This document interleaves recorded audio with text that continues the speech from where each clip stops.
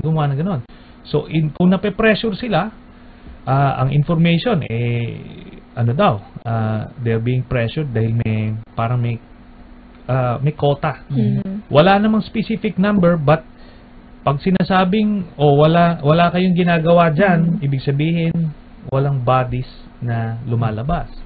Pagka walang bodies, you can be relieved. Ano? So, ganun yung measure of performance is the number of bodies killed. So, yun nangyari dyan. This is the rumor now with the police. Oh, sa akin kasi, yun lang yung pwedeng nangyayari, no? Yung vigilante thing, yung may group na totally not connected. I don't believe that. I also do not believe na yung mga drug lords are killing their own people kasi sabihin nun nawala na tayo ng control. Hindi ganun wala pang level sa ganun tayo, nowhere close tayo sa Mexico o ano. So etong mga nangyari nito ganun yung modelo nila yung sa Davao, yung Davao Death Squad. Meron pa akong tatanong tungkol dun sa privilege speech mo, but Senator, we have viewers watching from Hong Kong and the United States. Baka you can say hi. Binabati natin yung mga kababayan natin dyan sa Hong Kong at sa US at hopefully buti na nasusubaybayan nyo ang mga nangyari sa Pilipinas. We'll have to take a break, time. Yes, so thank you for everyone who's watching right now. We'll just have to take a few minute break for a few minutes. You're watching INQ&A with Senator Sonny Trillanes. We'll be back soon. Thank you. Billboard Go Premium.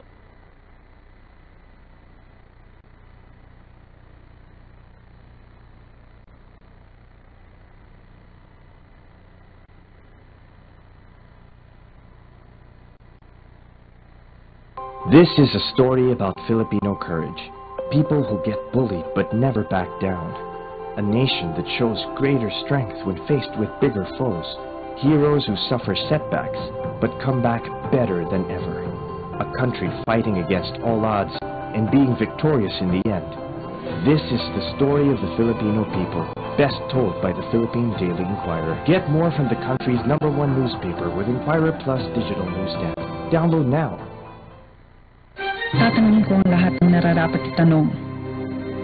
Tatanungin ko si Manong at Mana, Friends, office mates, si Obama, at ang barangay tanod. tatanungin ko ang mga taong dapat tanungin para sa mga bagay na dapat ipaliwanag para sa bansang kailangan magtanong.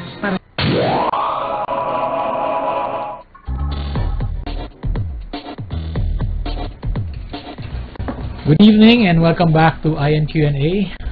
Umuusok yung studio sa mga nasabi ni Senator Sonny Trillanes. So balik po tayo. Senator, merong isang, nung nagsasalita po kayo sa privilege speech niya, meron kayong isang tanong na talagang I think maraming napaisip So, nung unang lumabas si Matabato, tinanong si General De La Rosa, kilala niyo ba siya? Sabi niya, I've never seen that man before in my whole life. Pero narinig ko, tirador yan siya. Diba? May gano'n siya. So, binanggit mo yon. Yes. Tapos, kinonek mo, daming proof. Natatrabaho sa city mayors, naka-detailed sa heinous crimes. Tapos, ang tanong niyo, anong ginagawa ng hitman sa office ng city mayor? Yes, yun na nga. Ano ba sagot doon? Precisely. Kaya kailangan natin mag-imbestiga, no? And ito yan. Yung mga claims niya na mga pinatay, mga inabduct, tapos kung saan tapunan, lahat nag-check out. Tapos ando doon pa rin siya sa Office of the City Mayor for 24 years. Ito 24 years. Illiterate ito. Hindi siya marunong magmaneho, hindi naman siguro to taga-timpla ng kape, tapos meron siyang barel na government issued barrel, may license na bawal, by the way, kasi nga hindi siya marunong magbasa, no? Pero nagawa nila ng paraan na meron siyang barrel. Iyon ngayon ang mga mabibigat na tanong, di ba? And kung nag-check out lahat ng mga sinabi niya, ibig sabihin totoo rin yung sinasabi niya, na malamang totoo at least yung sinasabi niya na lahat ng ito, yung Davao Death Squad, ang mastermind nito ay si President Duterte nung siya ay mayor pa ng Davao City. Alam nyo, kahit magbulag-bulagan tayo, no? Alam na natin na may idea tayo o kahit nakagip tayo ng mga balita about the Davao Death Squad. The President himself admitted na meron silang napatay na 1,700. He was bragging about it. So ito na ngayon yung confirmation ng mga sinasabi mismo ni President Duterte. Minsan nagugulat lang ako sa mga ibang kasamahan ko na they're acting as if President Duterte is a saint when he never pretended to be one. In fact, yesterday he was questioning the existence of that. So anyway, that's another story. Pero yun eh. Di ba? Ito na ngayon yung confirmation, validation nung sinasabi mismo at pinagmamalaki ni President Duterte. Anong next step sa Senado ngayon? Yun na nga. Ang sinasabi ko, grabe itong allegation na to. We cannot sweep this under the rug. So, at the very least, we dig deeper. Tingnan natin kung saan to pupunta. At least, ma-rule out man lang natin. Give the President also the opportunity to clear his name. Kung wala talaga tayong makita, at least, safe tayo, masasabi natin, the country is in good hands, hindi mass murderer yung presidente natin. Pero, kung totoo, may kailangan tayong pag-usapan. Kailangan mag-usap-usap pong muli ang mga Pilipino kung okay lang sa atin yan. Wow.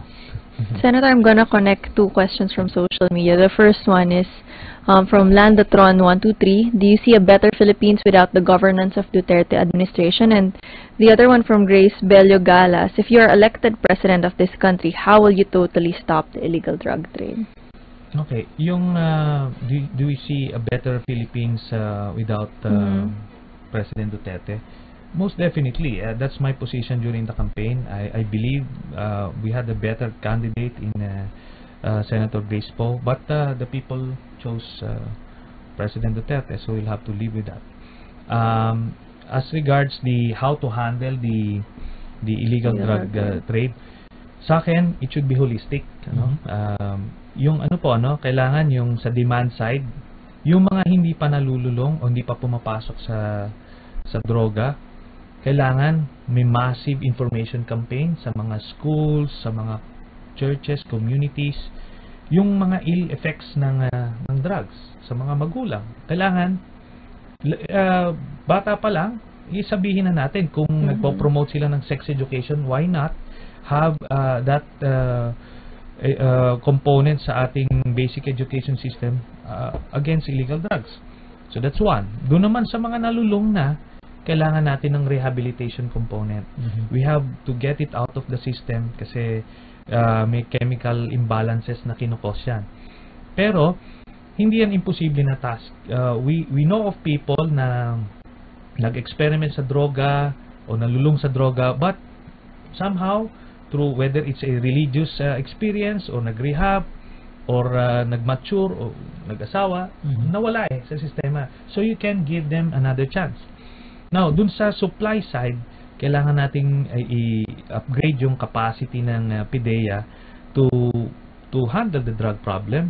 Modernize natin equipment, dagdagan natin yung kanilang personnel, dagdagan natin ang pondo nila for operations and intelligence gathering. So, ito yung mga pwedeng gawin nila.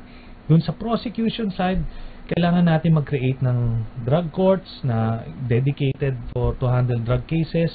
May mga mga prosecutors din na dedicated for that. Tapos detention facilities na para din sa mga suspects at mga yung mga detainees. So, yan yung mga pwede nating gawin na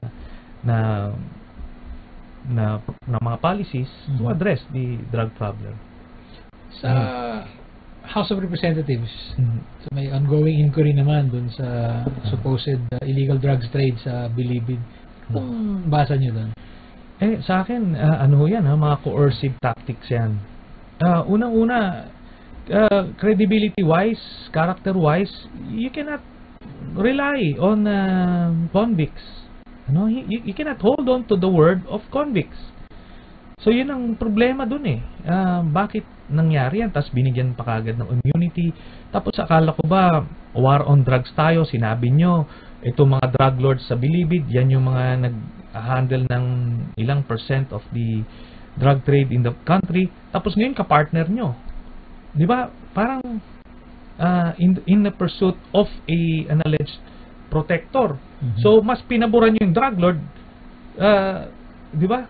Kaysa doon sa sinasabi, yung protector kasi is, ano lang yan so many levels lower yan. Kasi drug lord ang pinakang culprit. So, it doesn't make sense. But, kung ang kanilang ultimate objective is to have a chilling effect dun sa mga kumakalaban kay President Duterte, and they're able to achieve that, at least for some. Ano naman ang sagot nyo sa puna na, or yung criticism na yung ginagawa nyo naman sa Senado, coercive din? In what way? Outnumbered nga kami at every turn. So, ang sa akin dito, kung bogus ito, then I always say this, we will fall flat on our faces. Pero we will let the people decide. We should always let the people decide. Kung mali yan, wag natin pagtakpan. Dapat. Senator, you have experience in vetting and investigating. Question again from Grace Bello Galas. Do you believe that De Lima is benefiting from drug money? Or how about other accusations against him? Ako personally, it doesn't fit the profile. Ito yung sa akin. Ang sinasabi nila, on the take si Senator De Lima doon sa mga drug lords na nasa Bilibid. Pero kung maalala ninyo, it was only during the term of then Secretary of Justice De Lima na na-raid itong Bilibid. And she did that dozens of times. Sunod-sunod, doon na-expose yung mga jacuzzi, yung mga ano. It's not under the Duterte administration. She started it 2014 pa. So, sinunod-sunod niya. Kumbaga, ginulo niya yung buhay ng mga drug lords doon. Nilipat niya yung mga ano. So, talagang na-disrupt yung kanilang operations. So, it doesn't make sense na tapos mong guluhin yung kanilang operations, hihingi ka. The normal or human nature siguro would or yung ordinaryong kalakaran siguro niyan would be, bago mo guguluhin, magpapadala ka emisaryo, o magbigay kayo ng pera. Kung hindi, guguluhin namin kayo. O pag nag-cuff up sila ng pera, hindi mo na guguluhin. Pero ito, ni-raid ito siguro mga 30 times Tapos saka mo hihinga ng pera, it doesn't make sense. Kumaga, hindi maganda yung script. Senator, President Duterte has been visiting the military camps to try to explain the war on drugs and enlist the support. May tanong si B. Vergara. How close do you think is Duterte to politicizing the military? Sa akin, dangerously close na. Kasi ngayon, I would have to say, talagang very supportive yung armed forces sa kanya, no? And again, I'll go back to the time of President Aquino. Na-professionalize niya na yung ranks niyan. Napili niya mga galing na mga opisyal, which incidentally, sila pa rin naman yung mga nakaupo dyan. Kaya, okay yung leadership. Ngayon, yung kahit yung mga sundalo, supportive kay President Aquino, pero hindi niya misuse and inabuse yung loyalty and support na yon. Ako, ang fear ko lang dito kasi, highly suspicious yung frequency ng visits. You don't need to visit every camp in the armed forces to deliver your point. Di ba? So, ako kinakabahan ako dyan, and in relation dito sa claims ni Mr. Matubato, parang delikadong combination. Yung combination na yan. Senator, yung pagbisita niya, might it have something to do also with resistance in the military to the peace talks with the Communist Party? Last week, bisita namin yung Tiamzon couple. natanong din namin sila, so meron din silang perspective.